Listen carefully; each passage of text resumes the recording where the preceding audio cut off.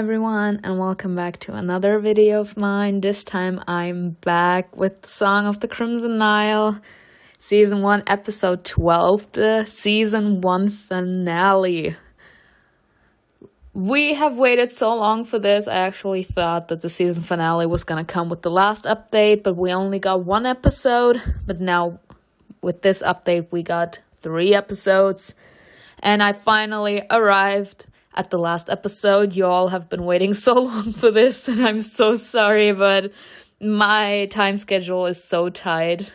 And I'm really trying everything I can to use the free time I have to do this, because I'm also very intrigued to know how the story is gonna unfold. And I literally cannot wait. Let's see how they're gonna... Let's see what suspicion... Let's see the suspense the author is gonna leave us with for season 2.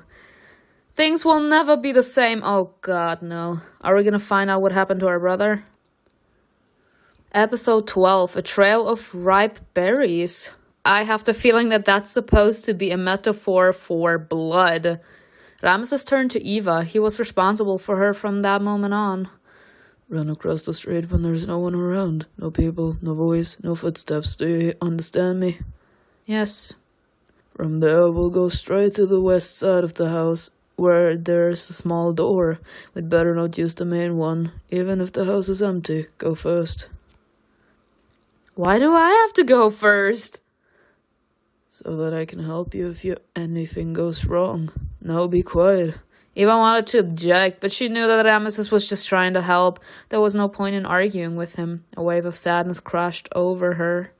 She used to fight with Eastman because he was overprotective. At times, he even stopped her from going out of the temple as he was worried for her life. She felt angry at herself for having those thoughts. It was almost as if she were torturing herself on purpose. Eva was about to run, when suddenly she heard 2 female voices. "But open it." Wait. Eva stayed put, waiting for the voices to fade. Ramesses didn't rush her, knowing that the 2 women were somewhere close. Soon the door of one of the houses slammed, and the 2 voices faded. The women were gone. Eva decided to peek out. Eva thought that the way was now clear, but just to make sure, she peeked around the corner. She was glad she did. Several imposing shadows flickered across one of the walls. Eva immediately ducked back, hearing the sound of footsteps echoing in the silence. It was a patrol. She was happy her prudence had paid off. Cunning. Soon the métier left. Everything was quiet for a few minutes. Eva realized it was time to go. She carefully peeked out of her hiding place to make sure the path was clear and walked briskly to the house of Anubis. He said he was gonna be behind us. After a while, Ramesses joined her. "You're impossible to catch, as quiet and smooth as a cat. If you sneak up to kill someone, the poor guy won't even notice." Honestly, people, this is hilarious because my colleagues told me that at work. I usually am at school because I'm doing my apprenticeship. And after I'm out of school, I have to go back to my workplace. And usually I go in and they don't even realize that I'm there. And as soon as they see me, they all have almost heart attacks because they're like, "How is it possible that we never hear you come in?" It's not like I'm literally going through doors. Like, I'm opening doors. And some of the doors at our workplace are very old, like they squeak when you open them and when you close them. Yet they never hear me. They never know I'm there. And one of my colleagues actually told me a few days ago, he's like, "How is it possible? We never hear you come in and we never hear you go away." If you sneak up to kill someone, the poor guy won't even notice. The gods themselves wanted you to become a Sheshmu. Thank you. Renowned, period. You skillfully avoided all the obstacles along the way. Yes, the 2 Sheshmu found themselves at the western entrance, securely hidden from prying eyes. Ramesses nodded. "Let's change your clothes and go inside." Eva turned away, rummaging in her bag. The thought that she would have to take off some of her clothes in the presence of a man bothered her. She looked around furtively to make sure that Ramesses wasn't peeping. As expected, he was standing with his back to her, dealing with his own cloak. "Stop fidgeting." "Ramesses, are you peeping?" Don't flatter yourself. I can hear you move. Get dressed quickly. I have better things to do than look at you. Ah! You have a chance to take a peek at a girl, especially such a pretty one. Honestly, I love her self-confidence. She's like, I know I'm pretty. You have a moment to look at me. Why won't you? You know, sometimes I have the feeling that she's being a little too self-centered. Maybe it's just me. Like, it's okay to be self-aware, but I mean, he is your best friend. Don't tease your best friend too much. Besides, he has his back turned to you because it's also him saying, I have respect for you. I'm not gonna look at you while you're getting changed. If you wanted me to see you get changed, you would be telling me. You have a chance to take a peek at a girl, especially such a pretty one. Who in their right mind wouldn't?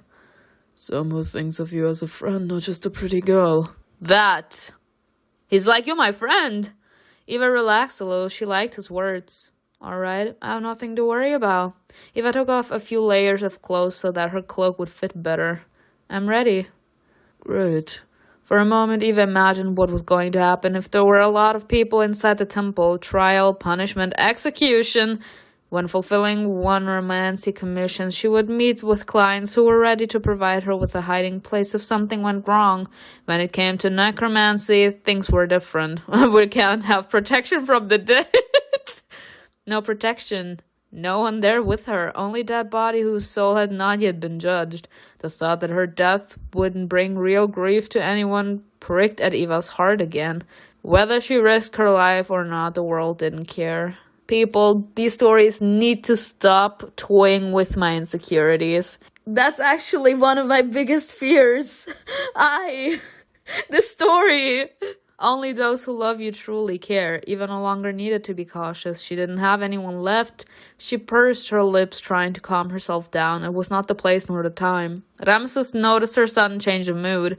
He knew she hadn't fully recovered yet, and that she was unlikely to recover from such a thing at all. That loss left a deep scar inside her. Ram had noticed that it happened in waves. One moment Eva was active and talkative, the next she withdrew into herself, her expression dejected. He wanted to take her mind off things. Do you know why I was looking forward to this commission? Why? She looked up at him. Ramesses noted with satisfaction that her eyes no longer looked anguished. She even had a smile on her lips. I wanted to work with you. Aww. To Shishma working side by side. Isn't that fun? People like us usually work alone. There are no rules about that among Shishmu. It's just an unspoken common belief. No, that's not what I meant. I was talking about you and me. Ramesses raised his eyebrows questioningly. Two people who desire to win, to be the first, is this strong. Don't you remember what it was like in the beginning? The two of us have always competed with each other. Dia's different. It was never important for her to become the best, but you and me, that's how it all started. I mean, he's my friend. Take his arm. She clung to her friend. He looked down at her, surprised, only to see Eva's charming smile. And now we're working side by side, just as you said. Do you trust me? Yes, I guess I do. If anyone is destined to work as a pair, it's us. Neither of us will take unnecessary risk or be silly. We're too obsessed with being the best, right? I've never thought about it, but maybe you're right. Isn't it good for two Shishma to work together? One gets on with the job, while the other makes sure that things don't get out of hand. That's how it was when Remao taught me. I worked, and he watched me to make sure everything went according to plan. Alright. Was it not the night that you both ran into Epistates and had a fight with a neighbor? Great work. The whole city was buzzing. Eva's face fell. Even though she knew he was just teasing her, she found herself wondering, if that night never happened, would the Epistates still have taken her to Tebas? And would Eastman have come here alone? And if he had, would things have turned out the way they did? Eva shook her head, trying to push away those thoughts. She gave him a strained smile. She's blaming herself. I did say that when I started episode 10. You blame yourself for not being capable to protect the people you love when they're dead. That's a normal thing. That's why I'm not with him tonight. Maybe you'll be a better partner. Ramesses could see that her smile didn't reach her eyes. She was worried. He tightened his grip on her arm, pulling her toward the building. I'll try to surpass my brother in this aspect, too. And what are you already surpassing him? In beauty. Very much so, Ramesses, very much. Beauty, isn't it obvious? Ramesses never had so much fun fulfilling a commission. The door opened easily. It wasn't locked, as promised by their mentor. Oh, God. On the second floor of the House of Anubis, there was a spacious embalming room. It was called Ibu, a place for the dead. The Ibu was placed on a higher floor to allow the smell to dissipate. That was why the House of Anubis was located on the highest point in Thebes. There were bottles and vials chaotically piled up on wooden shelves. Each of them was filled with a colored liquid of unspecified nature. Oh, God. Yeah, because it's starting to smell in there once the human body decays.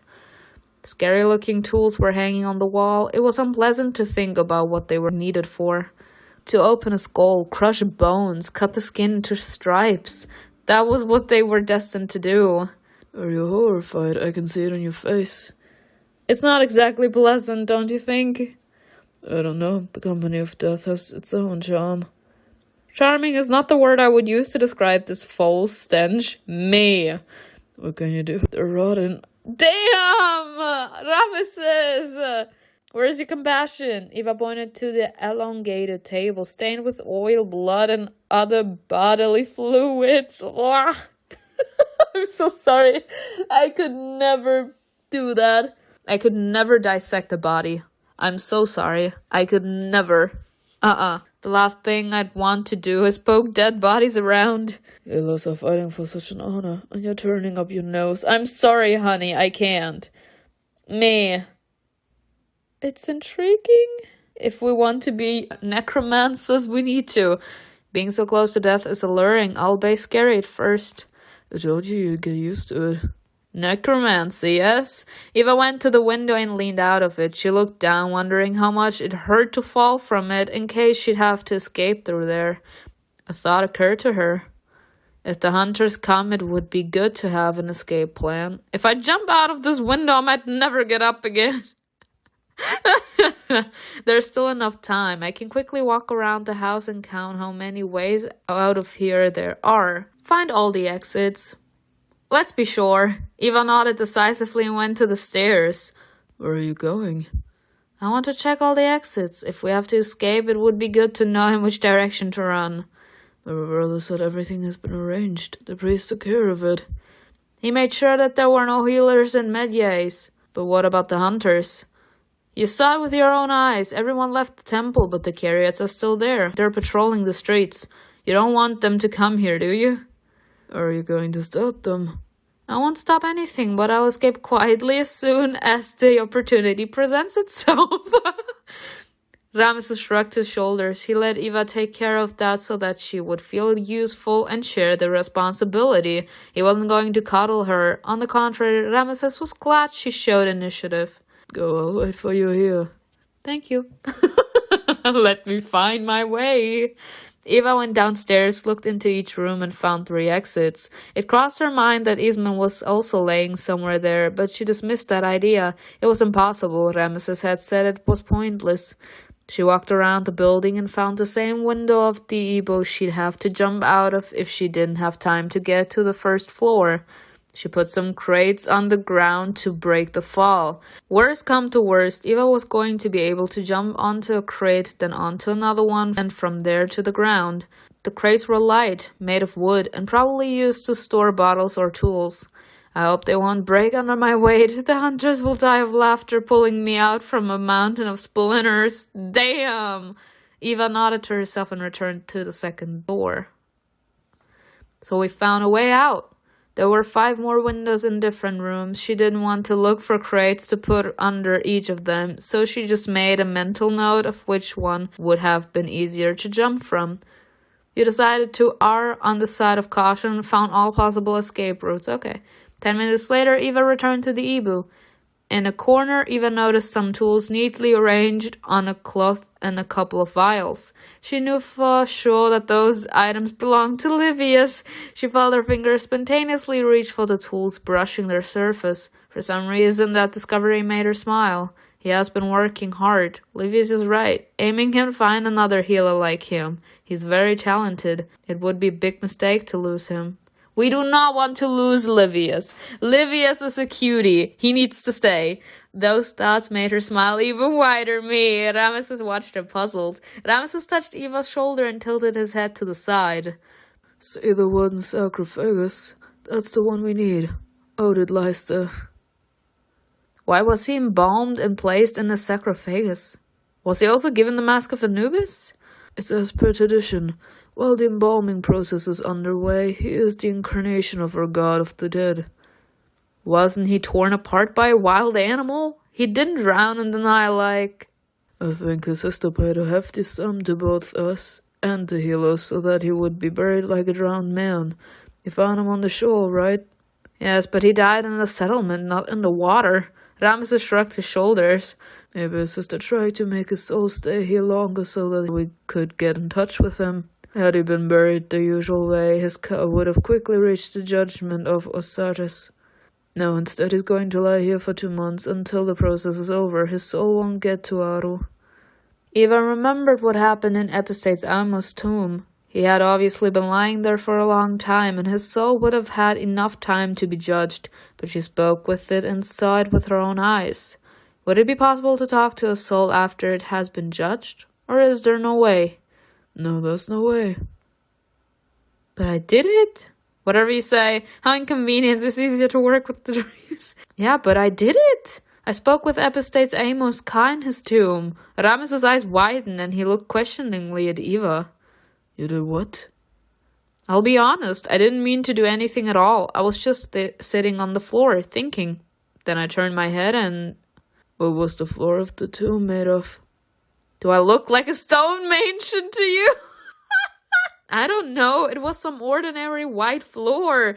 Ramesses' shoulders relaxed and he gave a satisfied nod. It wasn't his car he spoke to, but its remnants. Something that still lingers in the tomb but isn't a real soul. Such a spirit won't be able to have a meaningful conversation with you to tell you something. You'll hear disjointed words at best. And the white stone is a good conductor of energy. It's often used to pave the floor in rich people's tombs. So I didn't summon anyone?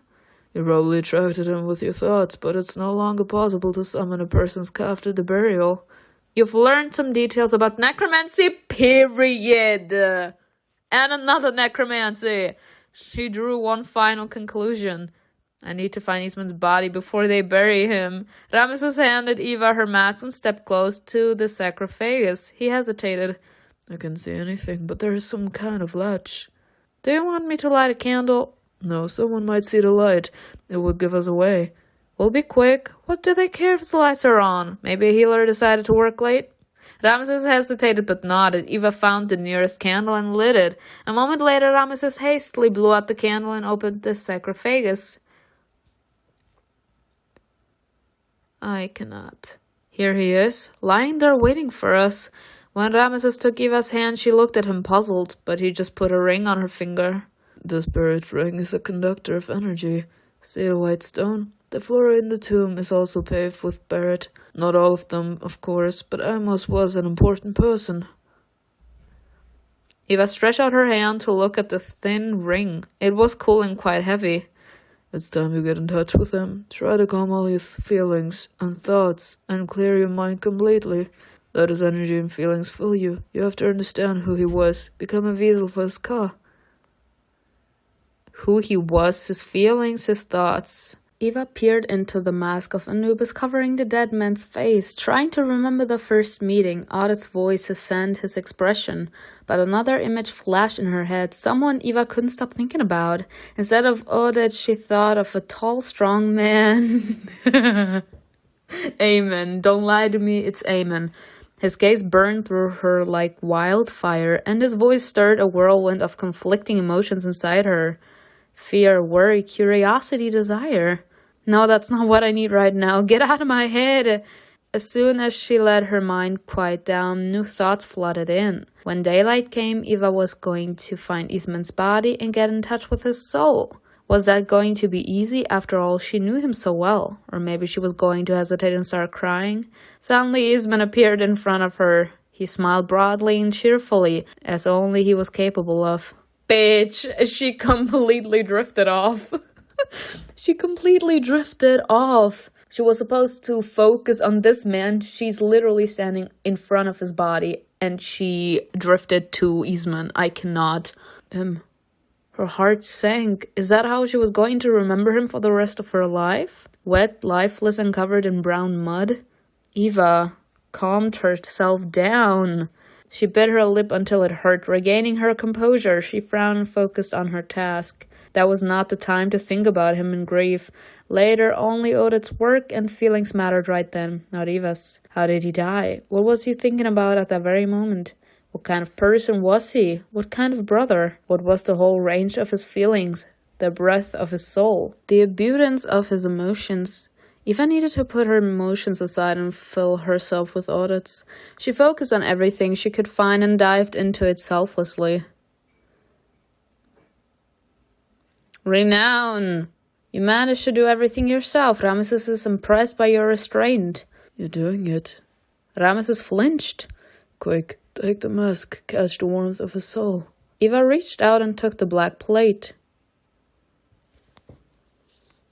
She waved her hand, running her fingers over the inner surface. The obsidian dust reached to the heat of the man's ka and the necromancer's call transforming.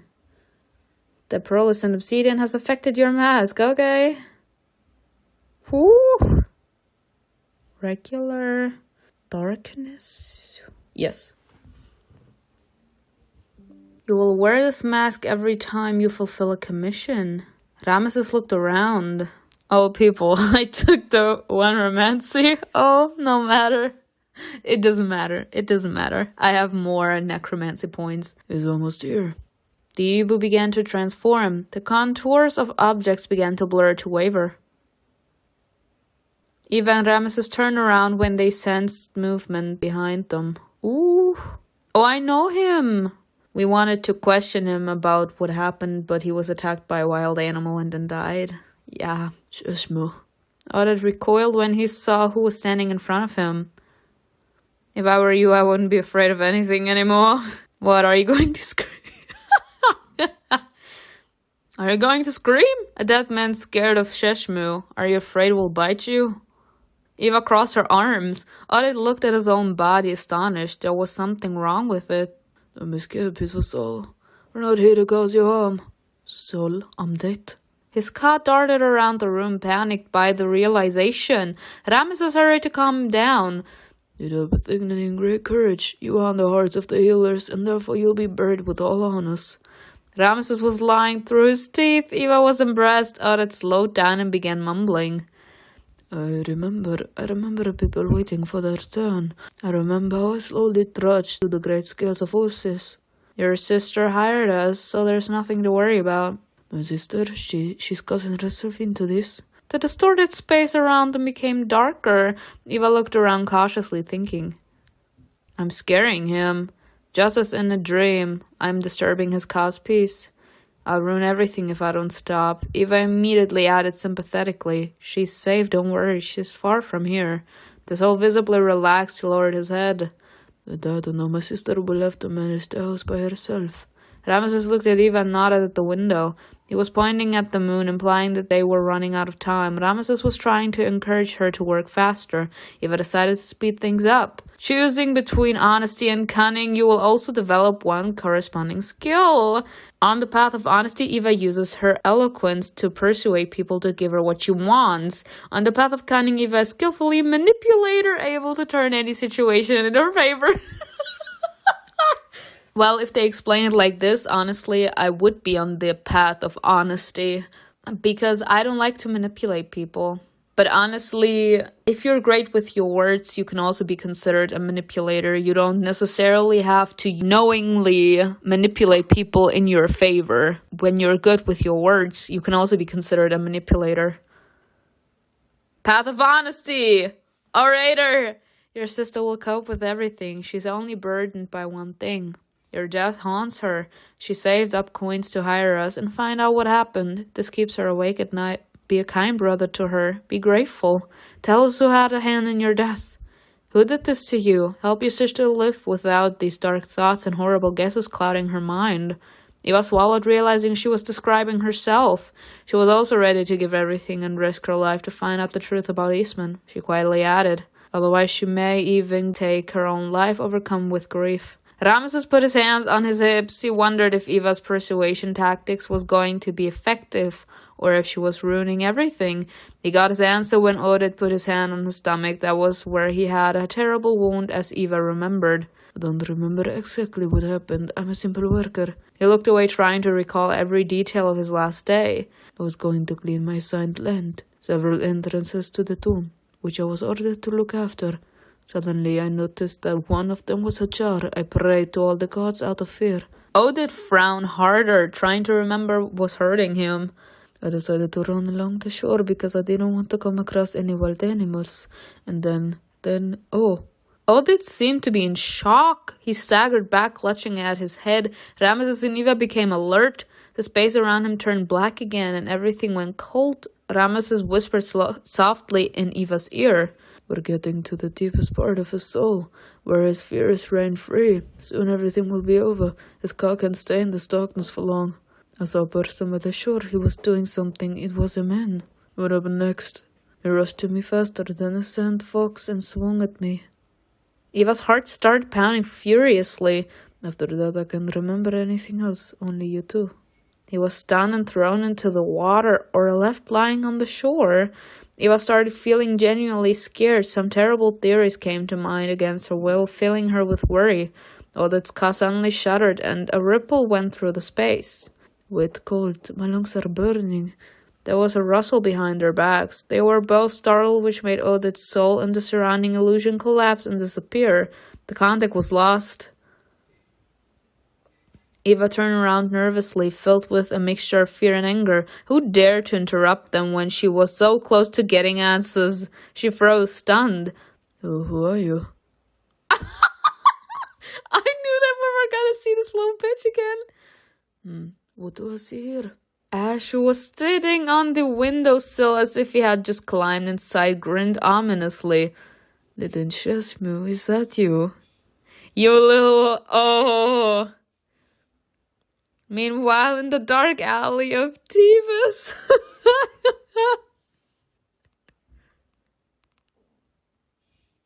Titian was hurrying to the first patrol squad. He shoved aside all the other hunters, and those who had time to notice him moved out of the way respectfully. When he reached the Supreme Epistates, he put his hand on his shoulder and whispered, Aemon, something is happening. Aemon turned to the hunter without batting an eye. Oh! What are they wearing? Speak! One of the patrolling hunters said the lights were on in the house of Anubis. The Epistates pursed his lips indifferently. So what? He doesn't bomb bodies day and night. Their priest reported to us that he was going to close the house for the night. Neither him nor the assistant healer nor the Medei are supposed to be on duty. He ruining everything! Aemon's eyebrows furrowed. He was thinking about something, remembering.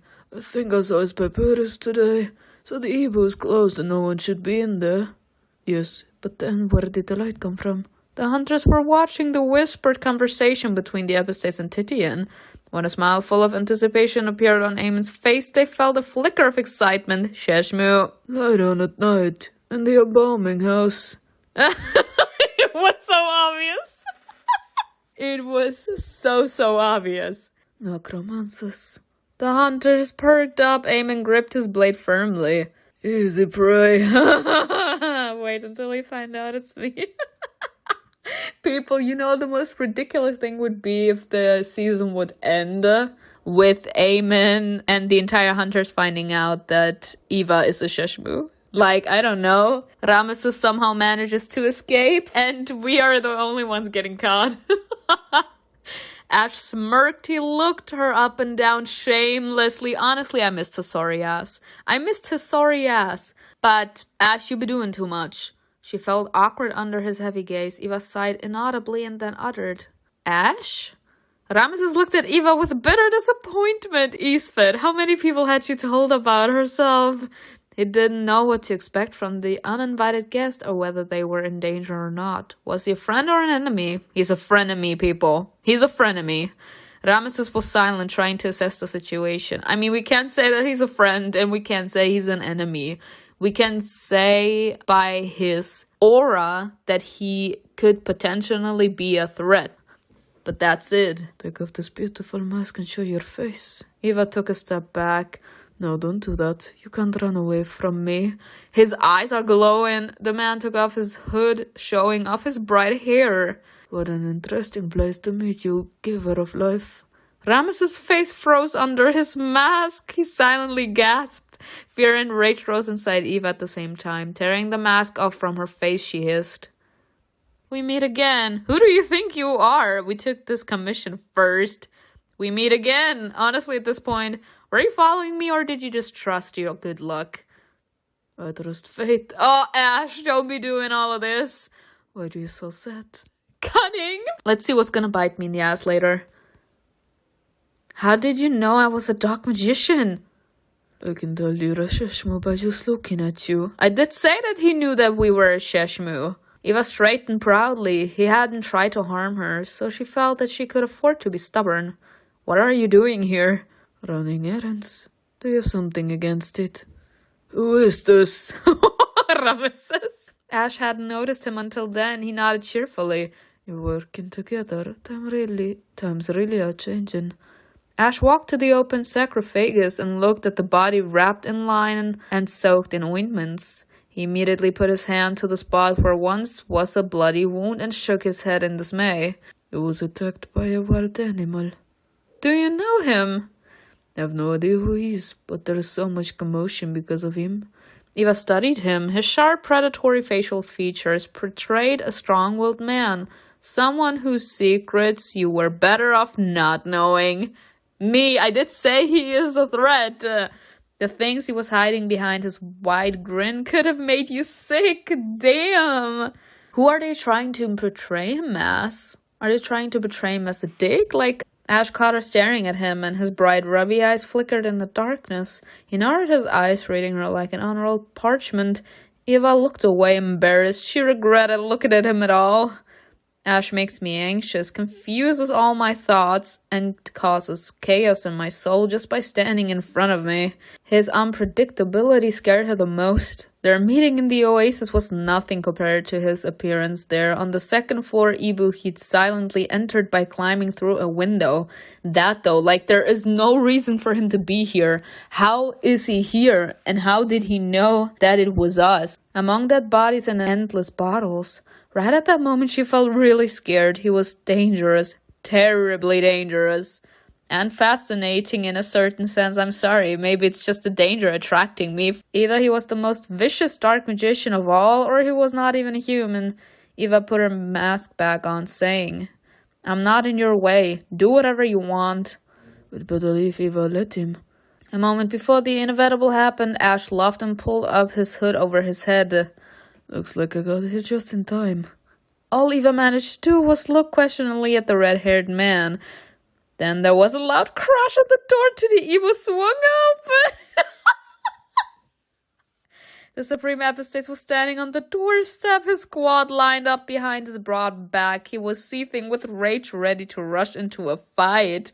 The hunters, well trained by the Epistates, had entered the house without making a sound. The voices coming from the top floor convinced them it was the right decision. But when they burst into the Ibu, Eamon's face fell in surprise.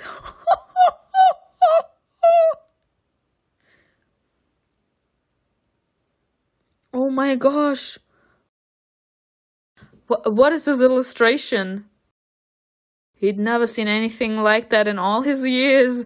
3 people were standing near the window, 2 Sheshmu and an unknown man whose face was hidden by a hood. Caught off guard, they turned their heads at the noise.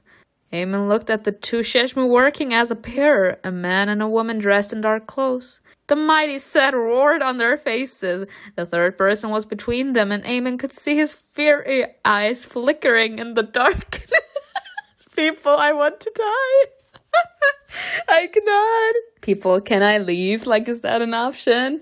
Anyone would have died of fright on the spot, but that mysterious man was just grinning insolently sitting on the windowsill. This man is a king, I'm sorry I have to. Like someone with so much guts deserves my respects. The hunters had clearly interrupted them at some important moment and distracted them from the nefarious deeds they were discussing among the dead. Eamon's eyes rested on the woman. Yes, it was definitely a woman. He can feel our presence even through the mask, y'all. The heavy fabric of her cloak wrapped elegantly over the soft curves of her hips, and he could see her slender legs through it. Eamon couldn't see her eyes through the slits of her mask, but he knew for sure that she was looking at him.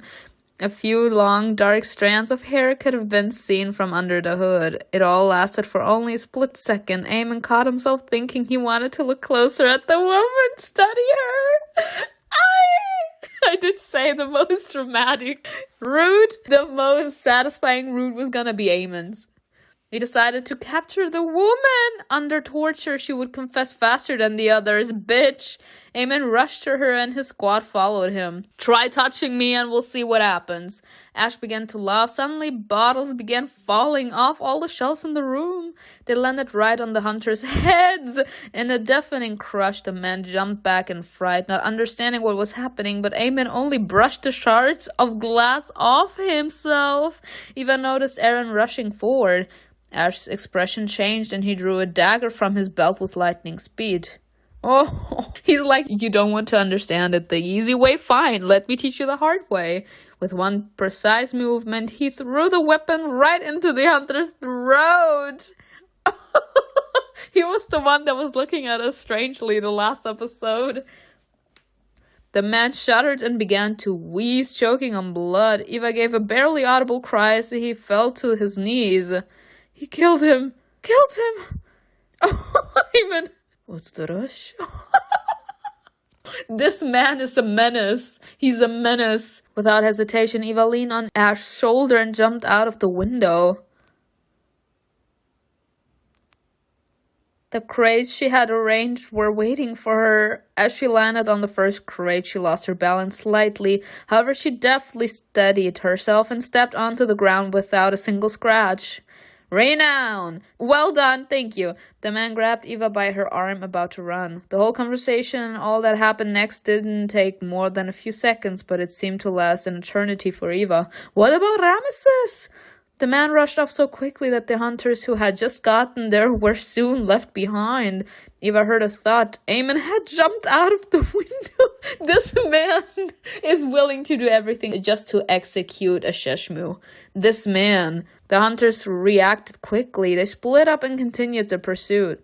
Don't be afraid of it, is. They'll never catch us. Oh my god, this man. Ash wasn't an ordinary person, and Eva had felt that from the very beginning. He was too unusual to blend in with the crowd, too strong and fast even for his powerful body. His intuition was sharper than that of any Sheshmu, and the fact that he wasn't scared of the hunters made one doubt his sanity. When they stopped in the market street, Eva clutched at her chest. It was only then that she realized what she'd managed to avoid. Eamon, I came face to face with him, invisible God, have mercy! The way he looked at me was so full of undisguised hatred and fury. He would have snapped my neck with his fingers given the chance. After making sure that there was no one around, Eva took off her mask and put it in her bag. Did you like it? Are you nuts? She looked at him like a wounded animal. Was he a harboring of dark powers? Eva was so shocked by what had happened that she asked him directly. Whose messengers are you? Who do you serve? Is it Sheshmu? Did you sell your soul to the god of blood and death so that you wouldn't be afraid of anything? Sheshmu, she dares to question me. You're out of line, little Neferet. Okay, hold the fucking phone, Ash. Only Eamon can call me Neferet. Hold your phone. Only he has the right to call me that. Ash looked around the street through narrowed eyes, then he nodded. The coast is clear. You can take off your clothes and go back to the temple. Will you come with me? Do you want me to? This is a romantic option, y'all. This is a romantic option. Like, I wouldn't mind to let him come, though. Oh, no matter. As long as it's not a final choice, it would be better that way. Yeah, oh, sure, it would be better that way. Eva hesitated, but then decided she'd rather explain herself. What if I run into someone? I don't have your intuition. Intuition? They're predictable, those hunters, but if you're afraid, I'll walk you there. Just change your clothes, or your cloak will draw too much attention. Eva nodded, taking the things she needed out of her small bag. Ash stood with his arms crossed, watching her. Can you turn away, sir? This is actually something I could have said. You all know I always say sir and ma'am.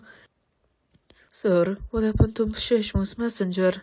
Eva clenched her hands into fists and hissed through her teeth. Turn around! Whoever's messenger you are, turn away! If you want me to walk you, change your clothes. Oh, hell no! This man can even manipulate like the vampires in the Vampire Diaries, ladies and gentlemen. He says, if you want me to walk you there, you're gonna change. And you're gonna do it now. Now that's too much, sir. You have to respect someone's wishes. You can't just say, if you want me to walk you there, you're gonna change. And you're gonna let me see you change. You have to respect someone's wishes. If I say I don't want you to see me change, then respect it. The flash of red in his eyes stopped her from protesting further. She muttered furiously under her breath, but didn't argue further and turned away herself. She only had to change her top, and the only thing she could cover up with was her own naked back. Her hands went numb with shame and fear merging together in that restless night. She flinched at the slightest noise, and the shadows brought her no peace either. She knew that Ash was standing behind her, watching carefully. Eva took off her cloak, dropped it to the ground indifferently, and then took her clothes out of her bag. She'd never stood bare-chested in the presence of a man before. Eva knew he couldn't actually see anything, but the thought alone made her blush. The darkness hid all her naked curves, but she didn't know what those piercing, rubby eyes were capable of. Maybe he's capable to light up the background in his mind. I can't. She turned her head slightly to check what he was doing. As it turned out, he wasn't even looking in her direction. Period. That made her feel relieved, and she quickly put on her spare clothes. But a lock of her hair got stuck in one of the fastenings, and she cursed under her breath. She jerked her head several times, trying to free herself, but her hands would not obey her, still shaking after the chase. Oh. She flinched when she felt his hot hand on her back. Ash easily untangled her curl and helped pull the fabric over her body. He held Eva's hair up so that it wouldn't get caught in her clothes again. He was standing close, but his movements were quick and precise, as if he had done that many times. His warm breath brushed the top of Eva's head. It was hard to put a name to his scent. He didn't seem to smell like anything she could recognize. And yet it stirs up some feelings. But no romantic feelings, bitch. No romantic feelings. The first one being passion, cruelty. Honestly, passion. People, I'm not playing with Livius anymore. I'm playing with Ash now. I hate myself. Yeah, people don't worry about it like Eamon is the root here. But apparently I can't stop playing, so here we are. I can't stop myself, can I? It's a warm, spicy scent, like an explosive mixture of emotions. His smile is sensual, self-confident, but at the same time it scares me. You find Ash attractive? Eva turned to the man when he finished. Thank you. Ash killed that hunter without thinking twice. Maybe I would have done the same if I had a weapon and the desire to do so. No, I wouldn't have killed him. I don't have the guts.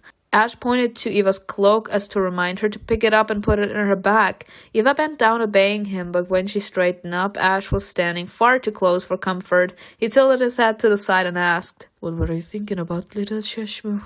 Now? When I was helping you. How to get to the temple as soon as possible. Is he capable to manipulate feelings too? Ash pretended to believe her. Come on, I'll walk you there. If you hesitate or complain, I'll leave you alone. Eva agreed. Not that she had a choice. You asked for him, now he's gonna come with you, girl. Ash made no attempt at starting a conversation. He walked in silence, occasionally casting thoughtful glances at Eva. Eva couldn't contain herself and asked, What's the matter? I can't take my eyes off you. Thank you, I know I'm beautiful. Eva thought he was being sarcastic. Since when do pretty Nephirites become Shishmu, not priestess of love? Oh, hell no!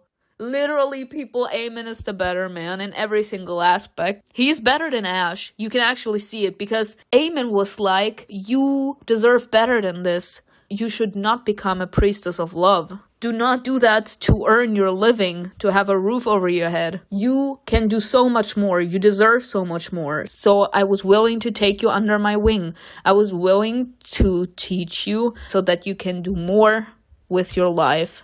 You have better options than becoming a priestess of love. And he actually is like, how can pretty Nephirites become Sheshmu and a priestess of love? As in, why can't a beautiful being like you just be a priestess of love? I could have used my opportunity to sleep with you if I would have. I guess I like dark magic more than I like sleeping with people, period. Ash gave a short laugh and it seemed to Eva that he was mocking her, that though. People, it's the audacity that he actually had the balls to ask that. How can you ask someone that? Why did you decide to actually do a job instead of selling your body? Like, why? Are you kidding me? You speak as if you know anything about pleasure, and yet being only bare naked and a simple touch are enough to make you blush. Eva turned away and fell silent. After only a minute of talking to Ash, she was already wishing for the conversation to be over me. Eventually, they got to the temple. Ash doesn't regret walking with you. He had fun, of course. He had fun on our suspenses. Before disappearing into the darkness, he winked cheerfully at Eva. Take care of yourself, little Sheshmu. Soon Eva was left alone. This man. He stirred something. He stirred the pot, y'all. Don't know which way, though. Having put all her things in the bag, Eva began thinking of a safe place where to put them. She wanted to hide them inside the temple, but she was afraid that a hunter would stop her at the entrance and check her bag. It was going to be a lot easier to justify a night walk than a mask and a cloak. Having found a hiding place, Eva inspected herself carefully and returned to the library. She walked into the hall without any problems, sat down at the desk silently, and only then allowed herself a sigh of relief. A necromantic commission, the hunters finding them, Aaron being killed, the Epistates in a frenzy of rage. What a night. Her hands were shaking with fear, and her whole body ached from the night's adventures. She put her head down on the desk and sighed. What about Ramesses? The only thing left to do was to wait for Ramesses. How does she even know that he made it out? The healers were trying to take the bodies away from the rays of the bright sun. Oh my gosh, we're back here. The soft light entered the room, illuminating the surface of the table. Livius looked over the broken bottles and the spilled ointments that had dried on the walls and floor. Someone had turned everything upside down. He clicked his tongue displeased. Can these hunters be more careful when doing their job? I'll have to find someone to help. I can't clean this up myself. Yes, we will do everything they say. The Epistates himself was here, and he's such a big man. I doubt he tried to be careful, and there's not enough room for him here. Livius grimaced and let out a deep sigh. Was the Epistates to blame for all his trouble? This time, yes. Why did everything happen in the Ibu? How on earth did the Epistate squad and the Sheshmu end up in that one room full of dead people? They smashed everything and ran away just as luck. He took another deep breath in and then out, and then again. The young men nearby exchanged glances. Was the famous healer losing his mind? Livia sniffed the air and noticed a painfully familiar scent to mine. Peach, I thought they were eating fruit. A faint smile twitched at the corners of his mouth. Livius didn't expect such a turn of events. The young healers looked at him even more confused. He knows. He knows. Eva leaned back against the cool stone, enjoying the hot steam enveloping her body. He must know, because he was also the one helping us to put the scent on our body. Eva leaned back against the cool stone, enjoying the hot steam enveloping her body. In a half-asleep state, Dia had let her borrow the lavender clay mask that was supposed to give Eva the most beautiful skin in the world. Eva thought the wonders of herbal medicine could transform her haggard, tired face. What a night. Every commission brings me trouble. Now I understand why there are fewer and fewer of us. She shuddered at the memory of Ash killing the hunter. Just like that, without hesitation. Ash had no mercy. On the other hand, the hunters acted exactly the same. She was afraid that at dawn they would immediately be captured and interrogated, but both the squad and the Supreme Epistates had yet to return from patrol. Did they find someone more interesting? Eamon immediately came to Eva's mind. Dressed in black, strong, agile, fast like a predator. Isfedi was so handsome. And yet all his skills, all his actions and efforts were directed towards one single thing, killing her. Period. I love this story. Predictable for me. Killing people like her. What happened that night once again convinced Eva that she had to get the Epistates out of her head. Too late, girl. You're invested. I want you to be invested because I'm invested. Great Ra, save me from these thoughts. No, Great Ra, please make these thoughts remain. Make these emotions, make these thoughts amplify. No, it was impossible, forbidden, and that's why we love it. Like I said, we want the forbidden fruit. We humans love the forbidden fruit. She didn't even think about anything special, but she had already strictly denied herself all fantasies and daydreams. No, not if I can help it. He was her future executioner, period. I also did say that. I did talk about those worries when we first went into the tomb to talk to Epistates Almonds. He was her future executioner. She was his coveted prey. She groaned with indignation, kicking a basin of water. It tipped over, almost crushing Eva's foot. Eva sighed. Isman would probably meet her at the gates of Duat soon. She was in trouble. When she returned to the settlement, Dia wasn't home. Her things were scattered everywhere, as if she'd thrown everything around and left. Eva didn't think much of it. Oh, God. Oh, my... I'm sorry, people. I have to. I love red. You all know I love red. Stop here. She tried to style her hair beautifully. Well, not if I can help it. I don't... Wow, honestly... honestly, I would have still chosen this one. Stop here. Eva twirled in front of the mirror, happy with her choice. And then immediately she felt guilty about smiling. How can I smile? Enjoy life. Because you have to, girl. She stared at her wooden chest, trying to understand what she wanted to do. Suddenly, she noticed that it wasn't locked. I always lock it. Did someone go through my things? Or, no, that's nonsense. Eva laughed at herself. Ha ha ha, right. She was making things up, scaring herself so that her life no longer seemed worth living. Where did that guilt come from? Stop thinking about all this. I'm scaring myself. I need to clear my mind. Eva knew how to numb the pain. She'd seen people do it more than once. No. You can't just see someone numb their pain and then you're doing it too, girl. You are growing numb yourself because you're trying to be too strong, too much. And that's what's gonna be a huge problem in the future. Because you can't just ignore the pain. You can't just ignore the pain and laugh through it. That's not how things work. Sooner or later, when your glass is full, it will automatically spill and you won't be capable to calm yourself. You will find yourself in such a dark place where trying to commit suicide will be every single second in your mind. Girl, please do not do this to me. You're walking into dangerous territories by trying to neglect your feelings in general and by trying to pretend that you don't care. This is dangerous what you're doing. Just a tiny bit. It won't harm me, but it will ease the pain. Rummaging in the chest, Eva took out a jug and a cup, not the alcohol. She poured a little wine into the cup and drank it in one gulp.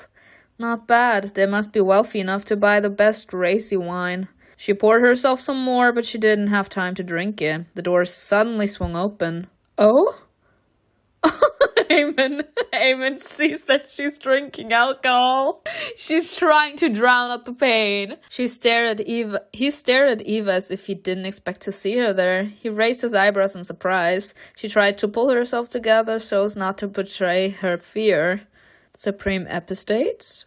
Eamon bent down, taking a step inside. He looked Eva up and down with his pale eyes, then asked, "I was practice last night." "He got hurt! Look at his hand!" "Well, boring as usual. It's always the same. How was your patrol?" You asked me how my night was? I'm gonna ask you the same thing. How was the patrol? Not without incident, right? You're so eager to find out about everything. Who wouldn't be? Can I'm sorry. I cannot. Yeah, people, it's gonna bite me in the ass. I've already accepted it. Emma was looking at Eva too closely, which made her slightly uncomfortable. He was in no hurry to leave, but wasn't scolding her either. He also looked a little tired. He also had a rough night. Eamon put out the chair and sat down, leaning back. Tell me what you were doing. What did you write about? How many scrolls? He was looking directly at her, absolutely serious. He wasn't provoking or mocking her. He seemed genuinely interested. Eva suddenly noticed that his hand was bandaged with a linen cloth. How come that I'm the only person that noticed it right away? The stains of blood seeping through meant that it was an open wound. She frowned, trying to remember how he could have hurt himself. I wrote about everything about the atrocities of Akhenaten. What about it? About the fires and how people were unhappy and rebelled. I'd never have believed I would remember something like that. Eamon chuckled, then he asked, calmly touching his chin. Do you read all the scrolls so carefully? Eva shrugged her shoulders and caught the Epistate's gaze. It was moving lower to her shoulders, waist, hips, and knees. I have the feeling that he's trying to connect a few dots in his mind. He was staring at Eva so often, and when we were in that room, he was also staring at the Sheshmu. And the detailed description was lying on the tight fabric, which is something that the author is always doing when Eamon is looking at her body, and her thighs. And they were described for the Sheshmu that Eamon saw as well. Is he right now trying to connect a few dots? It froze there for a few seconds. Eamon pursed his lips for some reason and immediately returned his gaze to Eva's face. No, not all of them. Of course. Do you sleep and eat well? Epistates? I want to know how you're coping with your loss. Eamon. Eamon was waiting for an answer. For a moment, Eva didn't quite know what to say. I'm trying to keep living my life as best as I can. Why did I go all quiet? I should ask him what he wants like I did before. Epistates, What's that? She took a step toward him, noticing a trace of blood on the corner of his mouth. Eamon was taken aback, and Eva pointed to his face. Blood? Is that coming from your hand? Eamon raised his bleeding hand and tried to wipe his face. He didn't notice he'd smeared his face while talking to Eva. I injured it last night. You, sir. Yeah, the glass shards that he ignored because he wanted to catch the female Sheshmu that badly. I injured it last night. They pulled out some glass shards out of it this morning. A wave of shame washed over Eva. Where did those shards come from? It was her and Rames's fault. What a dangerous job he had. What if he had run into someone worse than them? Someone who could have killed him? She felt ashamed and wanted to make it up to him. Although, was she really to blame? She's not to blame. But she cares. You shouldn't have chased Livius away. Let me help you. Of course, we're gonna help him, of course. Let me help. She wanted to laugh at her own predictability. Eamon asked. Do you have a bottle of alcohol and a piece of cloth? Eva nodded vigorously. She could find all sorts of things among Dia's belongings. We don't have to think ourselves. We're just going through Dia's stuff. We're like, she's not gonna need it. Hope you're good with your hands and your writing skills are just an exception. You don't have to be that cruel, but I mean, hey, we're not a writer. What do you want us to do? We're improving, we're learning. Like, just appreciate that we're trying. You know, Epistates, a simple thank you would be enough. Me. Eamon grinned. I think this is more awkward for him. That's why he prefers to not say anything. He, tries to make it awkward for her to ignore that he's feeling awkward or shy. I'll say it after you've helped me, Neferetzi. I will definitely thank you. He's smiling and blushing. Eva was afraid to look at him and went to dig through Dia's things. Among her numerous bottles, Eva found one with a colorless liquid. Dia had said that she used alcohol when her skin would break out. She was especially angry when it happened during the first few days of her cycle. I'm happy with an aspirin. I rarely have pain, but when I do, at least give me one aspirin and I'm good. Eva had no problem finding a piece of cloth. In the meantime, Eamon was watching her. She hurried to justify herself. I don't think she'll mind if I borrow this. She definitely won't mind. Are you sure about that? I mean, knowing how Dia is, she's pretty presumptuous. I mean, it depends. If it's something not that important or relevant to her, I don't think she would mind. But at the other hand, even if it would be something important, at the moment, I think we can all agree on the fact that Dia is not really there with her mind. She's somewhere far, far, far away. I'm actually really worrying about her mental health. She has arrived a status of delusion where it's actually insanely worrisome, and we always knew that she's pretty arrogant, but at the moment she actually appears short-sighted and dangerous, because what is she? She's unpredictable now. She's unpredictable after Eastman died. So I would actually worry about what she would do next, because she has shown on multiple occasions that she does not care if someone finds out that we're Sheshmus.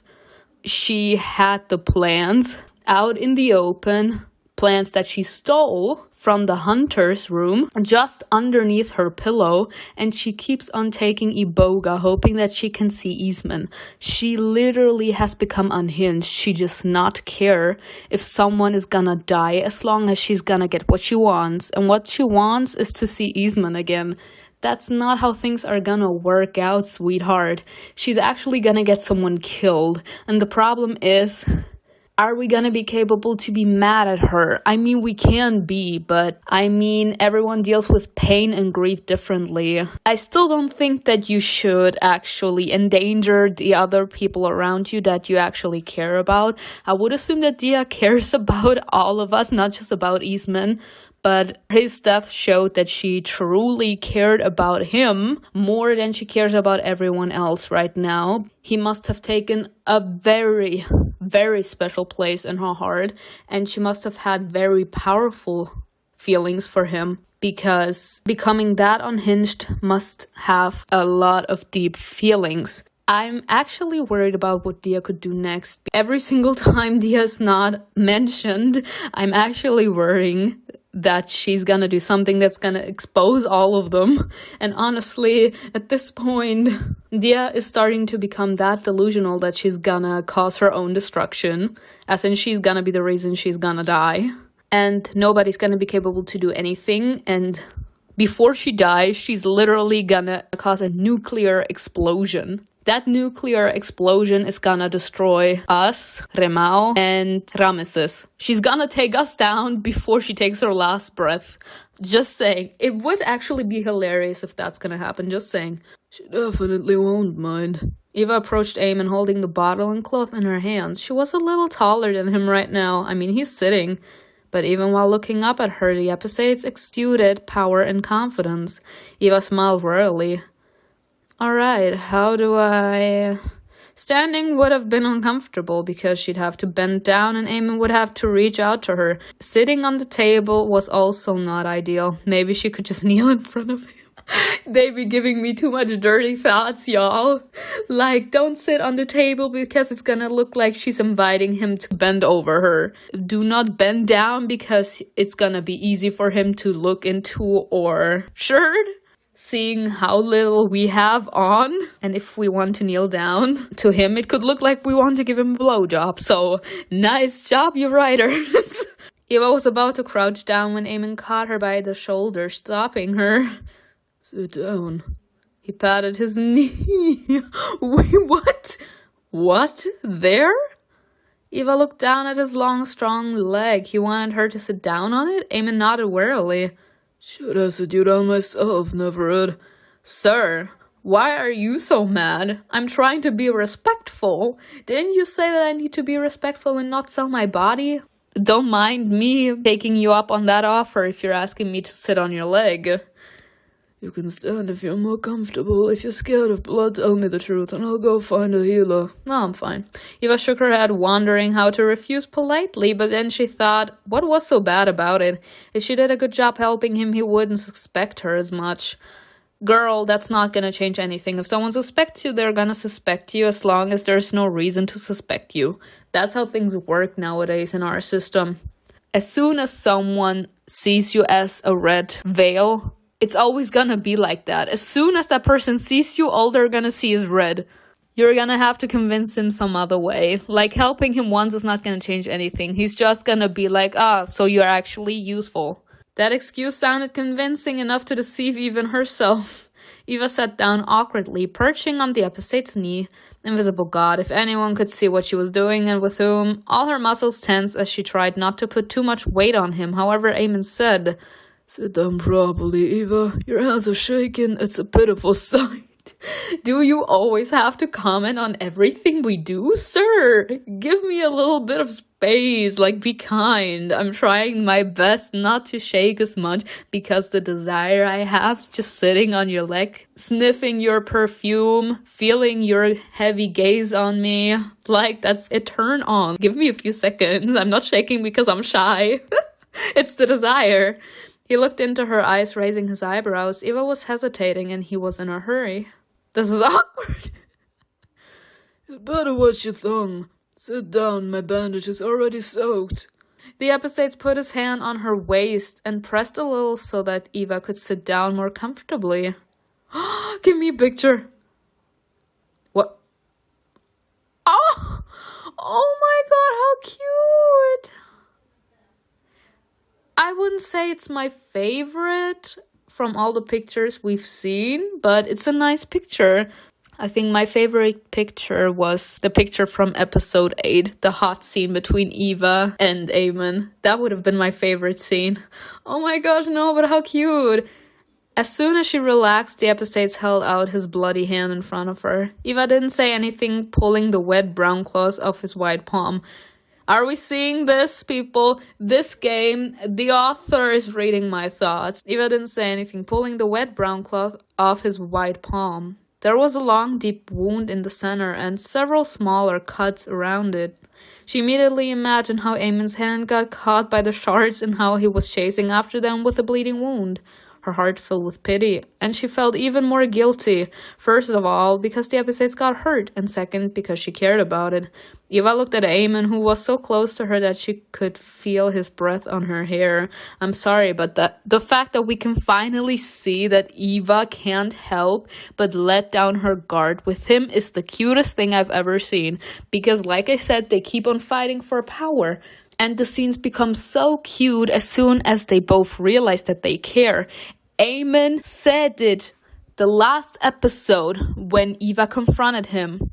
She's like, "So you care?" He's like, "I care." And now she's admitting it to herself. She feels bad because he got injured. She cares about him. That's a very good start. We love this development. I need to clean the wound. It's going to hurt. I know. Out of the corner of his eye, he saw the cup Eva had left on the table. Is that wine? How did you know? I remember catching you with this jug. Oh, leave me be. Let me get drunk once in a while. I'm only gonna get tipsy, I promise. Eamon looked at her with a grin. People, like, I'm so horrible. Do not drink, please. I'm not encouraging anyone to drink. He caught her with wine in the morning. He probably thought that Eva drank every day. He doesn't think that we are sleeping around to earn living. Now he thinks we're an alcoholic too. Like, Eamon's impression of us just keeps on getting worse and worse. Next day he's gonna think we're a drug addict. But he suddenly took the cup and downed it. Lotus wine, the wine for... Sorry, Neferid. I need it more than you right now. Go ahead. Was I actually right? He actually thought that we're an alcoholic now? What is wrong with this man? He's like, I'm sorry, yeah, I just dunked my entire hand into it. You can't drink it no more. I need it more than you right now. I cannot. Pushing back her fear at the thought of what Eamon would be like after drinking lotus wine, Eva began to wonder. She started feeling a little curious. She fidgeted and tensed, wondering if it would affect him at all. There was nothing to be afraid of. Surely one cup wouldn't be enough to cloud his mind. The Epistates patted Eva on the knee, sending a wave of goosebumps rippling along her skin. Yes, feel the desire. He hurried her and told her not to get distracted. He kept watching her with interest in his eyes. A people, I could not do this. Like, if I have someone in front of me that I find very attractive, just feeling his hand on me, feeling his breath on my skin, seeing the heavy gaze he has, a gaze full of interest, full of lust, full of love, a gaze that he only gives me, that's a turn on for me. Stop it, Eamon. I'm not gonna be able to concentrate if you keep on staring at me like that. Go on, I can take it. Eva opened the bottle and splashed alcohol on his bare wound, not knowing how else to do it. Eamon flinched and bit his lip, but didn't make a sound. Eva jumped up slightly, startled by his reaction. Sid. I didn't expect you to be so merciless. You're not merciless with my kind, sir. I can't be merciless. Do you think I did that on purpose? I mean, you did splash the alcohol on his hand. If I wanted to hurt you, I wouldn't be helping you. I was joking, Eva. Eva took his hand in hers obediently. She leaned over to blow on the wound. Better? Aw, that's so cute. Like a partner would do. Like that affectionate attitude. Blowing a wound, hoping that the child has the feeling that it's all gone because the mother blew on it. That's what my mom did when I was young. Better? Yes. Eva began carefully dressing the wound, watching Eamon's face for signs of discomfort and making sure the pain was tolerable. A blush was blooming across his cheeks and his eyes gleamed. See? Eva thought the Epistates was in pain. She leaned over and blew on the wound again, checking if the bandage was firmly secured. He gently caught Eva's face with his injured hand, touching her skin. Eamon was amazed at how carefully and diligently she had been bandaging his hand, trying not to hurt him. You're being very careful. He looked her in the eye. Eamon remembered how stubborn she could be at times, bickering with him, but right at the moment she was doing her best to help him instead. I'm sorry, this wound will probably bother you for a whole lunar cycle, if not longer. She looked back at Eamon. Being so close to him completely clouded Eva's mind in a way that she found impossible to fight against. Kiss him!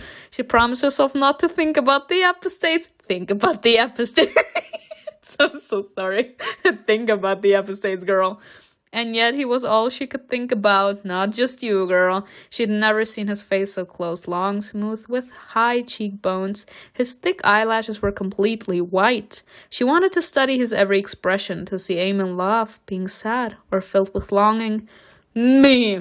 Like Eva was. Like when you don't know how not to think about someone or how to get your wild fantasies to stop filling your head. This is me. Tag yourselves, ladies and gentlemen. I love this story. Did Eamon think of anyone in that way? Did he dream of holding his one and only in his arms? Eva couldn't sit still. She wanted to arc her back and run her lips along the soft skin of his hand. Inebriated. She was inebriated. Oh my god. Eamon didn't dare move. He just bit his lip when he met her large eyes full of unknown feelings. His heavy hand tightened around her waist in a warning gesture. Get up or you'll regret it, otherwise I won't be able to stop, he seemed to say. Well, continue, girl. We don't want him to stop. Eva put her hand on his shoulder and reached for his neck. She wanted to massage him a little, to do something nice for him. After all, he was injured. Right. We didn't want him to feel better. We want us to feel better. As in, help me, please, like... Eva, what are you doing? The wine got to his head. Right, it's the wine, people. Just like in all of the series, it's the wine. A hoarse whisper, almost a supplication. He couldn't control himself and neither could she. I just wanted to touch you. Eamon. Eamon couldn't resist. He can't. She cuddled up to him like a cat. Her sound was making Eamon's head swim. His wound was burning, but the Epistates himself was burning even more as Eva took care of his hand. He couldn't understand why all his senses felt heightened. He was always in control of himself. Not no more. We're making your control tumble. We're trying to test your self-control. He was usually able to turn away if he caught himself staring at that Nepheret. Ooh! But right then, she was sitting in his lap, smooth, agile, reaching out to Eamon with gentle hands. She was the object of an unquenchable thirst and an insatiable hunger, which could only be satisfied in his dreams and fantasies. Let's go! She was testing his will. People, I just love it. I love myself. Testing the strength Eamon needed so badly, how was he supposed to find it in himself to pull away? Well, you're not supposed to pull away. He couldn't control himself any longer. All his moral restraints were swept away the moment Eva timidly wrapped her arms around his neck. It must hurt too. You're tall. I know from personal experience. She couldn't believe she was saying that. Thoughts and fears were swarming in her head, but her body knew what it wanted. The chasm separating their worlds disappeared, letting one of them take the first step without falling into the abyss. What is this? A wrong forbidden step which should have been erased from their memories as soon as they stepped away from each other. Eamon tightened his grip, pulling Eva even closer. A hot whisper brushed her ear. You're playing with fire. We know, we've been in the known. I know. She nodded understandingly, reveling in his touch. He couldn't take it any longer. Eamon leaned forward, taking her by her wrist, and pulled her against him. Finally! Getting a beautiful kiss scene. Let's go.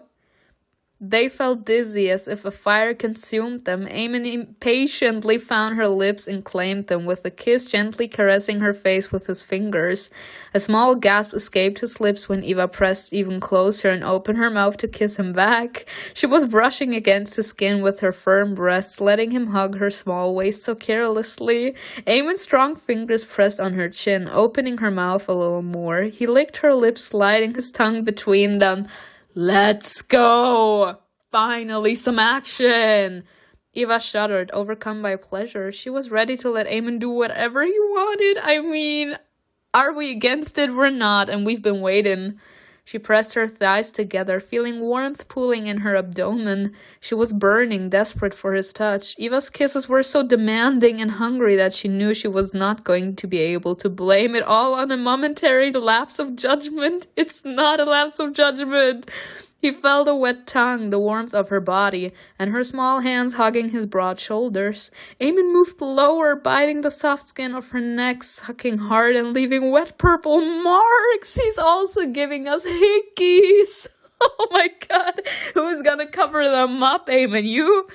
She shuddered at the new sensation, a soft moan escaping her lips. It almost drove Eamon crazy. I mean, I'm sorry, I keep on saying it. I don't know about you guys. But knowing that my soul presence, my soul touch is capable to make someone lose control, losing their senses, that's a turn on for me. I don't know about you guys, but that's a turn on for me. Knowing that I have that much power over someone. Who would have thought that her impudent voice could sound so different? Soft pleading. Eva was so sensitive. It's pure madness. No, it's not. It's not. Amy began to realize he was on the verge of losing it completely. Well, sir, come on. I mean, now that we're all here. A moment longer and neither of them would have been able to stop. It was wrong. It was too. Too wrong? No, it's not. Too much, too soon? Lies! You've been yearning for each other ever since you met, bitches. What are you on? Too much, too soon. I mean, in a certain sense, I understand. Like, first let it be just a kiss, then let us have, like, those nice flirting moments, and then we can sleep together. Like, you don't necessarily have to sleep together immediately after your first kiss, okay? The Epistate slowed down, resting his forehead in the crook of Eva's neck. His fingers released the fabric of her clothes. He actually was grabbing the fabric of her clothes vigorously, as in showing his desire by not being capable to, like, just wrap his hands around her waist or on her ass. He was at his limit completely. She wasn't going to stop. She was rushing headlong into the heat of passion. Eamon had to be the one to stop. No, you don't. You want to stop. Eva, wait. Using every last drop of his strength, he turned away from her. It was only then that Eva realized what they had done, sensing his agitation. Now she's feeling the hard-on. Now she's feeling the boner. She jumped up from his lap. A girl too late. She stood there straight and stiff, struggling with a storm of mixed emotions, conflicting, overwhelming. You both know that you have feelings for each other, Dad. Eamon crossed his legs hastily. He looked up at her. The look in his eyes was heavy, almost anguished. I couldn't help myself. This is my fault. Eva didn't object. She was burning with desire and shame at the same time. Isfed, what was wrong with her? The desire. I lost control. I'm sorry. What are you on? We both wanted it. Oh no, don't tell me. And now he's gonna put the distance there because he's like, yeah, I am the leader here. I can't be doing all this. You are? She huffed, opening her eyes, but Eamon added, I'm sorry I yielded to a momentary weakness. Eva nodded. Right at the moment she wanted the earth to open up and swallow her. I did say he was gonna be doing all this. He's gonna be like, yeah, we need to keep our distances for now because I lost control and that can't happen again. My wound must have gotten infected. I'm not in the right state of mind. What are you on? Don't tell anyone about this, Neferret. I must be starved for affection, but I didn't think I would touch you like that. Yes, you would, tensely. He wanted it. Eamon wanted to walk away, but he realized he was in a difficult situation and didn't dare stand up. His whole body was insistently throbbing. He wasn't used to being interrupted when he was just getting started. That's him saying, I was just getting started. Like, there was more where that came from. He couldn't leave Eva like that either. She'd get offended and look at him like he was a wild animal again. Isfed, how could he have allowed himself to do that? Because he wanted to and because we wanted to. I paid. He had to get back to work, distract her. And himself. I see. I'll keep quiet. How should she react? Be angry at him for stopping or angry at herself for not being able to stop? It was unusually wet between her legs, didn't I say that? And she wanted to fall into the duat at the thought of how weak she was in front of him. A girl down. Even remember who he is. Remember what he does to people like you. Have you forgotten what he was doing last night? What if he killed someone? His hands give death. Why do you want them to give you pleasure? Because he can. Because it's hot. I love a dominant man. What can I do? A thought flashed through her mind. He's standing here talking to me. What if he gave the order to Ramesh through my things an hour ago? He suspects me after everything that happened last night. I'd be surprised if he let me get away with it. As if reading her mind, the Epistates got to his feet. Actually came here for a reason. Shock me. What reason? I was harsh to you the other day when I thought you'd broken into my house. Huh?